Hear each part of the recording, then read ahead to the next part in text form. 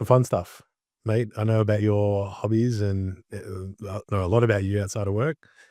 All good things. But one of your hobbies that fascinates me a lot, and I wouldn't say I was surprised. Someone for me, to be honest, mate, probably physically being a big dude and stuff like that. Getting to feel, you absolutely love Japanese cars, and with all the skylines and everything else, I'm more of a muscle car type guy, or yeah, so, mate, talk to me about that. You love the cars and automobiles in general because I know you didn't want me to say anything, but I do know you can fly helicopters and a range of other things, but things with engines, what sort of how long have you fell in love with cars and to where you are now when you bought a Formula One car? Literally. You know what's funny, actually? I was That's never fucking nuts. I Who buys an F1 car? That's you, Patrick Bet-David, and they're the only 2 I know. well, you know what's funny? I was actually never really into cars. You know, when you it was we both grew up in Australia, so it was Holden and Ford, right? And all your mates would either be, "Am I a Holden guy or am I a Yeah. Ford guy?" And I was a neither.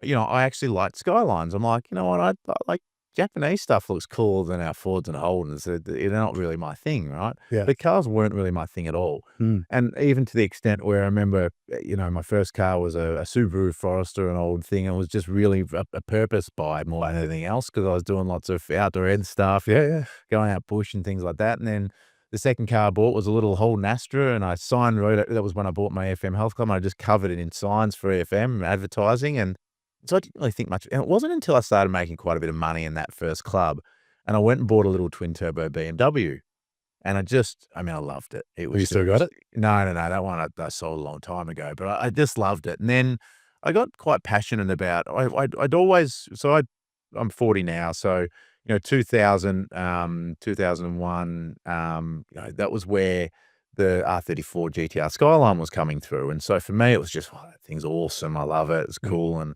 always looked at them, I remember looking to try and buy one, and I just, I couldn't afford one, and Are they the Godzillas? well, Godzilla was actually the R32 GTR. It was the old one. So it was Bathurst, 1980, Yeah, yeah. late 80s, early 90s, where they just won every bloody race that I the remember that. R32 GTR went into. And so I've had a few of those Mm. and love them. But I love that style and I love a coupe. I'm not really a Mm. sedan or whatever type guy. And so Selfish. I love a coupe. And so, I actually started, I brought a couple of them in from Japan. And then I traveled to Japan. I went to the auctions and I really learned a lot about being able to bring import cars to Australia. And it became a little Mm. side hobby and it has been for a long time. So I've bought and sold cars on the side as a hobby for the last 20, 25 years. And I love it. And so I know the car market really well. And Exceptionally well, I'd and say. and I've been fortunate to make some really good money out of doing that, but I've Cool. also been able to retain some lovely cars along the way, and so I've built a bit of a collection at the same time and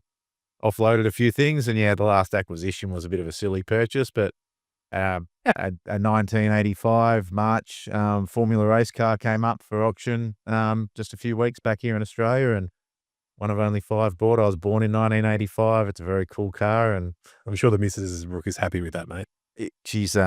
she knows what I'm like. So, and look, it's been a fund that I've always had this money over here that's always just been my car fund. Yep. I never spend more than it. I've been able to build that fund and it continues to do its thing. It's in a separate bank account. And most people don't know that, but that's my thing. I've loved it for Very a long cool. time. Yeah. So, And I think if you look at your sort of taking it back to the start of the chat about your career progression, the whole thing, it's really allowed you to finance, your passions and your dreams and your stuff outside of work. And I know one of the things we do in here is you get people to plan both, what are the goals internally here, but their personal goals as well, and get them aligned. I think you've always done a really good job of that and hitting them. I think so.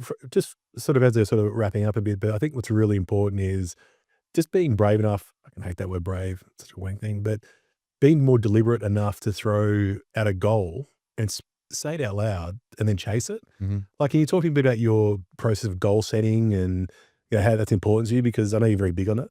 I've always been very quietly competitive. Mm. I wouldn't say it quietly, mate. Anyone that knows you, whether you're saying it or knows you're very competitive. Yeah, but not to the extent of I remember even going back to school days where, I'd be in a running race or whatever or playing sport and I'd never openly say I'm gonna Gotcha. beat you, right? I'd never be that sort of Yeah. person, but I'd often win, right? Because I'd do the work behind the scenes that no one would see. Mm.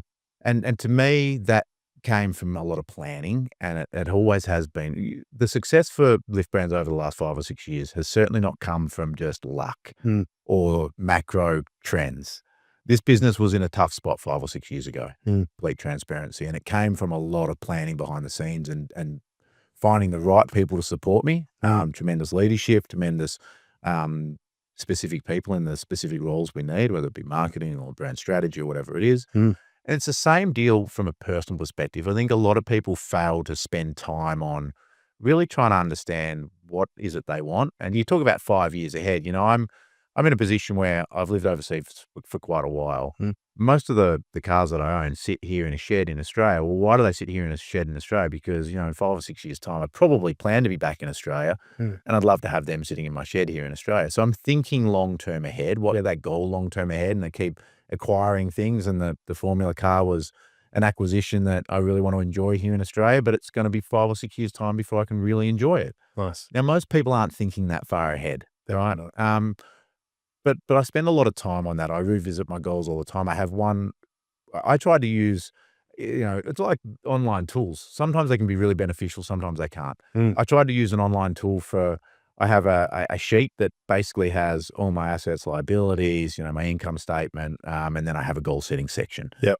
And, I very clearly have all my detail there. I know exactly where my net wealth is. I know exactly where, what my goals are, what I'm trying to achieve, how much money I need to settle this property or do that or whatever it is, right? And so at any given moment, I'm very familiar with where I'm sitting and what I've got in front of me. But it's literally one page on an Excel spreadsheet. And I tried to do it online. I've tried to use so many different apps for it, and just nothing beats just having it in one place where I look at it all in one sheet. And Mm, it makes a difference. I mean, that works for me, doesn't work for love it. everybody. And the business is almost the same. If you look at the Lyft brand's global strategy, Mhm. it's one page. It's an A4 sheet of paper, So good. and it has been since I stepped into the business.